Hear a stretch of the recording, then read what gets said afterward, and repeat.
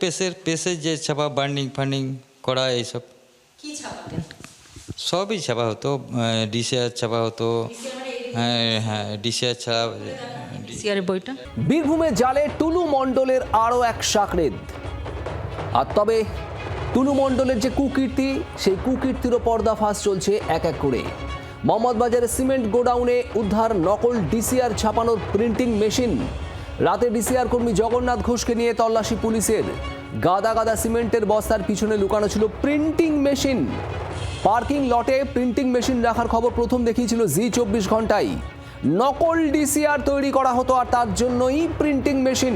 নকল ডিসিআর ছাপানো printing machine উদ্ধার হয়েছে মোহাম্মদবাজারে সিমেন্টের গোডাউনে।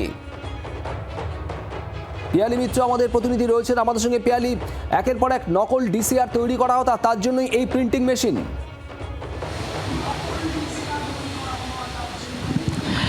একেবারে দেখো, এই যে পার্কিং লট, সেই পার্কিং লটটা থেকে যে নকল ডিসিআর ছাপানো বা তার যাবতীয় কাজের সূত্রপাত সেটা বলা যায়, এবং সেই খবর এবং ছবি আমরা তুলে ধরেছিলাম। এবং একই সঙ্গে জগন্নাথ ঘোষ যে এই যে নকল প্রিন্ট ডিসিআর ছাপানো হতো, 5 জন কর্মী ছিল, তার মধ্যে জগন্নাথ ঘোষ অন্যতম ছিল, যে জি24 ঘন্টার ক্যামেরার সামনে স্বীকার করেছিলেন যে কিভাবে সেই একেবারে আসলের মতন করে হুবহু একেবারে নকল ডিসিআর মেশিন প্রিন্ট করা হতো।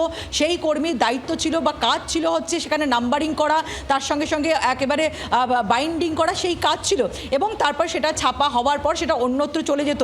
এই যে পার্কিং লট, যে পার্কিং লটের অন্দরমহলের ছবি আমরা দেখিয়েছিলাম, তুলে ধরেছিলাম, সিমেন্টের গোডাউনের ছবি তুলে ধরেছিলাম।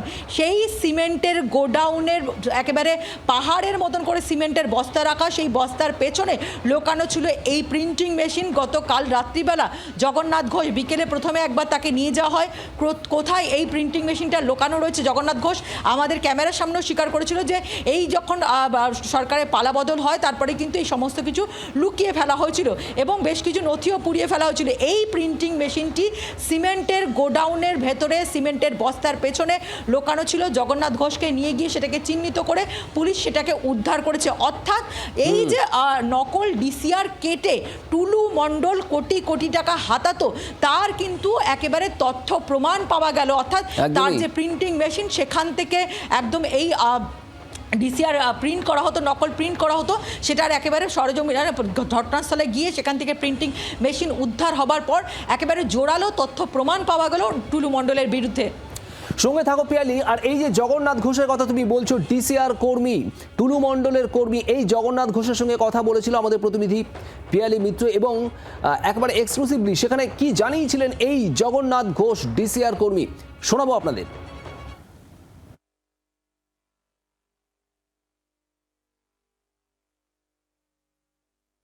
আমার সঙ্গে এই মুহূর্তে যিনি রয়েছেন তিনি টুলু মণ্ডলের একজন সংস্থার একজন কর্মী, তার সাথে একটু কথা বলবো। কি কাজ ছিল, কি দায়িত্ব ছিল আপনার? আমাদের পেসে যে ছাপা বার্নিং ফার্নিং করা এইসব কি ছাপাতেন? সবই ছাপা হতো, ডিসিআর ছাপা হতো। হ্যাঁ ডিসিআর ছাড়া সিআরের বইটা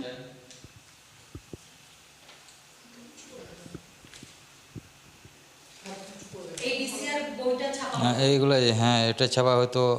মানে এটা অরিজিনাল নয়, এটা আপনারা টুলু মণ্ডলের প্রেসে ছাপিয়ে নেওয়া হতো? ছাপানো হতো। কত মোটামুটি এরকম বই প্রত্যেক মাসে বা ছাপা হতো? মাসে 5,000, 10,000, 20,000, যেরকম যেমন। কোন অফিসটাতে এটা ছাপা হতো? এই তো পার্কিংয়ে, এইটা এই পার্কিং লটে, সেখানে এরকম প্রিন্টিং মেশিন আছে।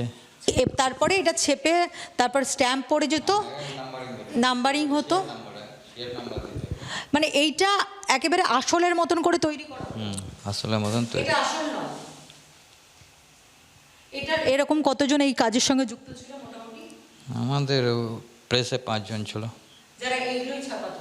এরকম কি কোনো মানে কপি বুক ছিল যেটা দেখে এটাকে বানানো হতো, যে অরিজিনাল যে ডিসিআর বুক সেটা দেখে? হ্যাঁ সেটা তো দেখে তো কম্পিউটারে করে নিয়েছিল, তারপর ওখান থেকে মাস্টার বেরিয়ে তারপর ছাপানো হতো। প্রথম দিকে কি এগুলো কি মানে সাহিত্যের অফিস থেকে নিয়ে আসতে হতো, অরিজিনাল যে সরকারি আধিকারিক অফিস? ওরা সেটা করে নিয়েছিল, ছক বই নিয়ে এসে সেটা ছক করে নিয়েছিল। এই যে কর্মচারী তিনি যেটা জানালেন, তিনি বিস্ফোরক আরও দাবি করলেন যে 4 তারিখের পর এখান থেকে প্রচুর এইরকম ডিসিআরের যে নকল বই সেগুলোকে সরিয়ে ফেলা হয়েছে, পুড়িয়ে ফেলা হয়েছে। তবে নির্বাচনের চলার সময়ও কিন্তু এখানে ডিসিআর বই ছাপানো হচ্ছিল। এখন সেই ছাপার মেশিন আর কোথায় এই ডিসিআর বইগুলো রয়েছে সেই সমস্ত কিন্তু খোঁজ চালাচ্ছেন তদন্তকারী অফিসাররা। ক্যামেরা পার্সন নবীনের সঙ্গে পিয়ালি মিত্র, জি24 ঘন্টা, বীরভূম। মানে অরিজিনালকে কপি করে হুবহু নকল ডিসিআর বানানো, সেই ডিসিআর থেকে একের পর এক লরির থেকে টোল আদায়, আর তা থেকেই কোটি কোটি সম্পত্তির মালিক। কত সম্পত্তি টুলু মণ্ডলের, শেষ কোথায় সম্পত্তির জানা যাচ্ছে না, কিন্তু সম্পত্তির হদিশ মিলছে। চোখ কপালে তুলে দেওয়ার মতো সম্পত্তির হদিশ। এখনো পর্যন্ত প্রায় 220 কোটি টাকার সম্পত্তি বাজেয়াপ্ত হয়েছে এই টুলু মণ্ডলের। আর তারই সঙ্গে আপনাদের জানাবো চাঞ্চল্যকর তথ্য।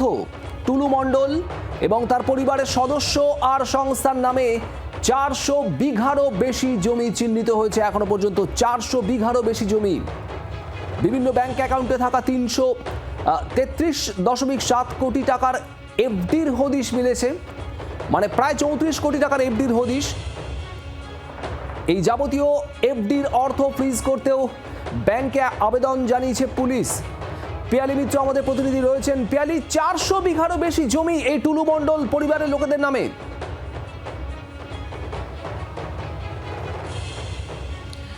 একেবারে দেখো, কয়েক হাজার কোটি টাকাতে গিয়ে হয়তো এই টোটাল সম্পত্তি গিয়ে দাঁড়াবে। তার কারণ শুধুমাত্র জমি, কিছুদিন আগে মুখ্যমন্ত্রী শুভেন্দু অধিকারী প্রেস কনফারেন্স করেছিলেন, তখন তিনি জানিয়েছিলেন যে 300 বিঘা জমির হদিশ পাওয়া গেছে, সেইটা কিন্তু আরও 100 বিঘা বেড়ে গেছে, অর্থাৎ 400 বিঘা জমি, অর্থাৎ যেটা টুলু মণ্ডল তার পরিবারের সদস্য বা তাদের সংস্থার নামে রয়েছে।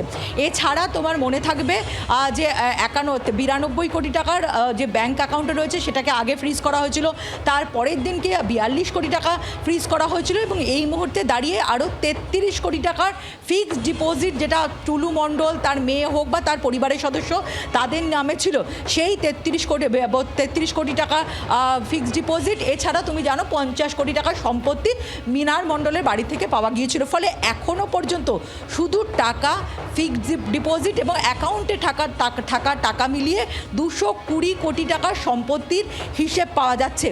এগুলো কিন্তু তার জমি, তার গাড়ি, তার পার্কিং লট, তার যে ক্রাশার রয়েছে, তার পাথরের খাদান রয়েছে, এবং তার সঙ্গে সঙ্গে 2টো পেট্রোল পাম্প, সেগুলো বাদ দিয়ে সেগুলোর যদি একেবারে যোগ করা যায় যা এই মুহূর্তে বাজার মূল্য, সেটা বলছি তো সেটা জুড়লে কয়েক হাজার কোটি টাকা যাবে। শুধুমাত্র ব্যাংক অ্যাকাউন্টে থাকা টাকা, অর্থাৎ প্রথমে 92 কোটি টাকা ব্যাংকে ফ্রিজ করা হয়েছিল, পরের দিন আরও 42 কোটি টাকা ফ্রিজ করা হয়, এখন 33 কোটি টাকার ফিক্সড ডিপোজিটের হদিশ পাওয়া গেছে, যেটা একেবারে ফ্রিজ করার জন্য আবেদন জানাবে।